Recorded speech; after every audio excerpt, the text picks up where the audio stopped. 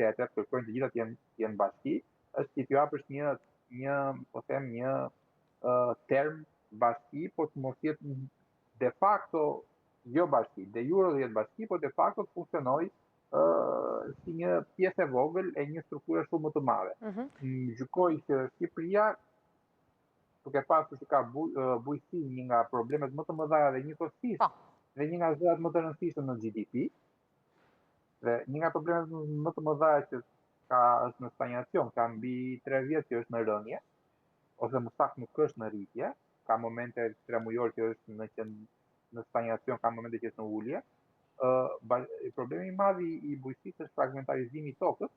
dhe duke fragmentarizuar dhe më shumë vendi në bashki sa më të mëdha, ne shikojmë vetëm elektoralisht, por në fund pësohet ekonomikisht. Pra, ju mendoni se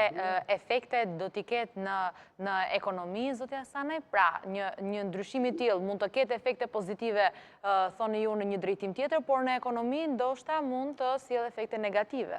Nuk e di nëse e kuptova qartë. Po, pra, për ta përmbledhur me dy fjali, unë mendoj që në parim redukimi i numrit të bashkive jam plotësisht dakord me të dhe unë vetë atë do gjykoja, por duhet të ketë një gardian që të jetë Partia Demokratike, që është në kryes, opozita, dhe unë realisht kam besim te zoti Luciano Boti, si përfaqësues, që të vendosë sa që thashë kryetarët, redukimi të jetë dakord për të stimuluar bashki të reja të jenë më të mëdhaja që të kenë më shumë aktivitet ekonomik, por jo kalkulime elektorale. Pra Partia Demokratike